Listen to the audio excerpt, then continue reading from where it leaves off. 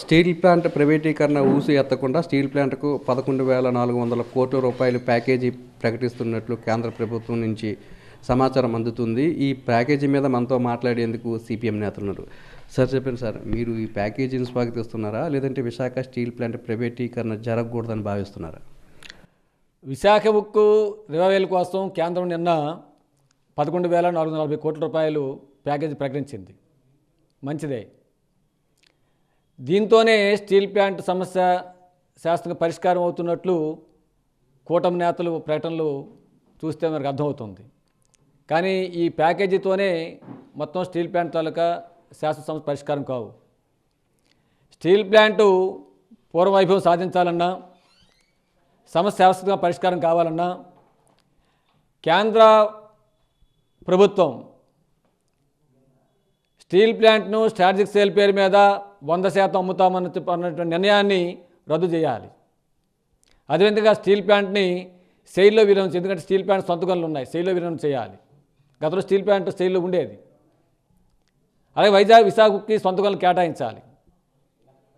దీంతోపాటు 3వ బ్లాస్ట్ ఫర్నెస్తో సహా మొత్తం స్టీల్ ప్లాంట్ తాలూకా ఉత్పత్తి సామర్థ్యంతో నడిపించే దానికోసం అన్ని చర్యలు చేపట్టాలి. ఇప్పుడు విఆర్ఎస్ బదిలీ పేరు మీద ఆఫీసర్ని, పర్మనెంట్ ఎంప్లాయీస్ని తగ్గించడం కోసం, మెడికల్ అన్ఫిట్ పేరు మీద, టెండర్ల పేరు మీద కాంట్రాక్ట్ కార్మికుల్ని వేల సంఖ్యలో ఉద్యోగాలు తొలగించడం కోసం ఈరోజు ప్రయత్నాలు కొనసాగుతూ ఉన్నాయి. ఈ ప్రయత్నాలు పూర్తిగా విరమించాలి. స్టీల్ ప్లాంట్ కోసం భూములు ఇస్తున్నటువంటి నిర్వాసితులు ఇప్పటికీ 8,500 మంది ఉద్యోగాల కోసం వెయిట్ చేస్తున్నారు. వాళ్ళు ఉద్యోగాలు ఇవ్వాలి. ప్లాంట్లో 5,000 ఉద్యోగ ఖాళీలు ఉన్నాయి, వాటిని భర్తీ చేయాలి. కేంద్ర ప్రభుత్వం ఈ ప్రకటన చేసే విధంగా రాష్ట్ర ముఖ్యమంత్రి చంద్రబాబు గారు, ఉప ముఖ్యమంత్రి పవన్ కళ్యాణ్ గారు పూనుకోవాలి. ఆ రకంగా పూనుకోవడం ద్వారా, కేంద్రంతో ఈ ప్రకటన చేర్చడం ద్వారా మాత్రమే వైజాగ్ స్టీల్ ప్లాంట్కి సమస్యకు శాశ్వతంగా పరిష్కారం అవుతుంది, రాష్ట్ర అభివృద్ధికి దోహదపడుతుందని చెప్పి స్పష్టంగా చెప్పదలుచుకున్నాం.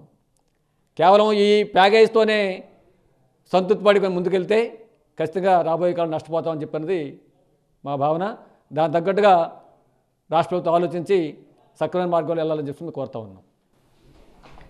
సార్, ఎన్నికలకు ముందు స్టీల్ ప్లాంట్ ప్రైవేటీకరణ ఆపుతామని చెప్పి చంద్రబాబు నాయుడు, పవన్ కళ్యాణ్ అప్పుడు హామీ ఇచ్చారు. ఇప్పుడేమో ప్యాకేజీకి ఒప్పుకుంటున్నట్లుగా వారు మాట్లాడుతున్నారు. అదే గొప్పదన్నట్లు తెలుగుదేశం పార్టీ నాయకులు ఊరు వాడ సంబరాలు చేస్తున్నారు. దీన్ని ఏ విధంగా భావిస్తారు? ఎన్నికల ముందు స్పష్టంగా వాళ్ళు హామీ ఇచ్చింది ఏమిటి అని అంటే, స్టీల్ ప్లాంట్ని ప్రైవేటు పరం కానివ్వం అని చెప్పని, స్టీల్ ప్లాంట్కి కావాల్సిన గనులు కేటాయిస్తాం, ఖచ్చితంగా ఇక్కడ నిర్వాసితులకు న్యాయం చేస్తామని చెప్పనేది వాళ్ళు నమ్మబలికారు. మేము అధికారంలోకి వస్తే ఈ సమస్యలన్నీ పరిష్కారం చేస్తామని కూడా చెప్పారు.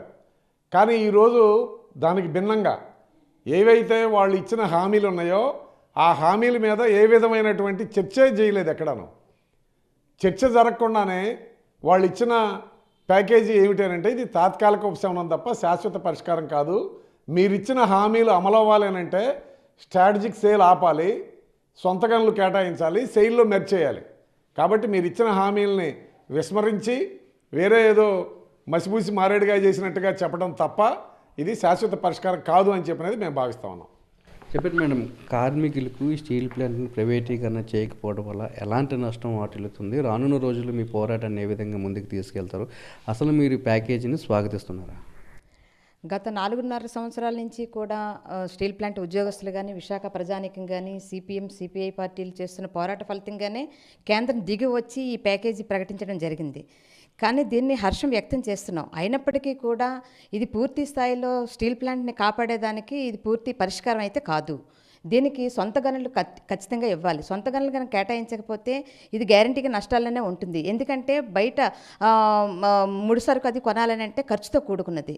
అందుకోసం సొంత గనులు గవర్నమెంటే కనుక కేటాయించి ఇలాగుంటే ఇది లాభాల్లో నడిచేదానికి అవకాశం ఉంటుంది. అలాగే శక్తి సామర్థ్యాలు కలిగిన ఉద్యోగస్తులు కానీ, కార్మికులు కానీ స్టీల్ ప్లాంట్లో ఉన్నారు.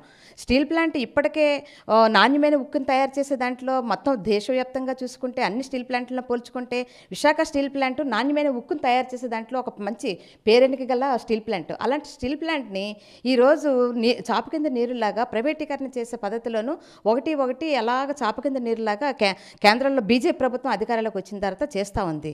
ఇది ఇంకా తిరుగుబాటు అనేది రాకుండా ఉండడం కోసం ఇప్పటికే 4.5 సంవత్సరాల నుంచి పెద్ద ఎత్తున పోరాటాలు చేసిన ఫలితంగానే ప్రభుత్వం మన మోడీ గారు వచ్చినప్పుడు కూడా, మన 8వ తేదీ మోడీ గారు వచ్చినప్పుడు కూడా పెద్ద ఎత్తున నిరసన తెలియజేయడంతో ఇంకా భవిష్యత్తు ఈ కూటమి ప్రభుత్వానికి కూడా భవిష్యత్తు అనేది ఉండదు అని చెప్పేసి ఊహించుకొనే ఈ ప్యాకేజీ ప్రకటించడం అనేది జరిగింది.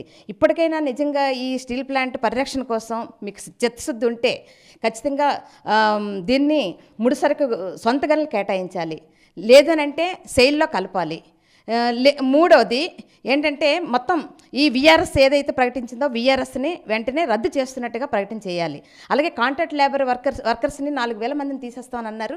వాళ్ళందరినీ కూడా మేము తీయబోవట్లేదు అని చెప్పేసి అన్నది చేయాలి.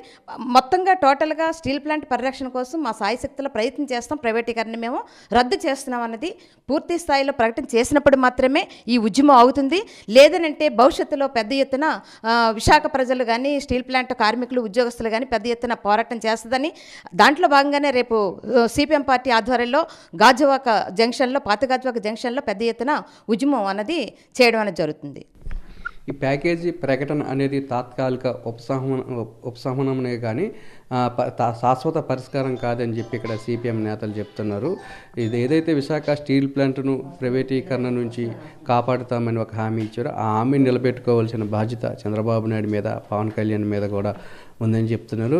కేంద్ర ప్రభుత్వం కూడా వెంటనే విశాఖ స్టీల్ ప్లాంట్ను ప్రైవేటీకరణ నిర్ణయాన్ని వెనక్కి తీసుకోవాలని, అలాగే సెయిల్లో విలీనం చేయాలని, స్టీల్ ప్లాంట్కు సొంతంగా గనులు కేటాయించాలని చెప్పి సిపిఎం నేతలు డిమాండ్ చేస్తున్నారు. కెమెరామెన్ శంకర్తో నాయుడు, విశాఖపట్నం.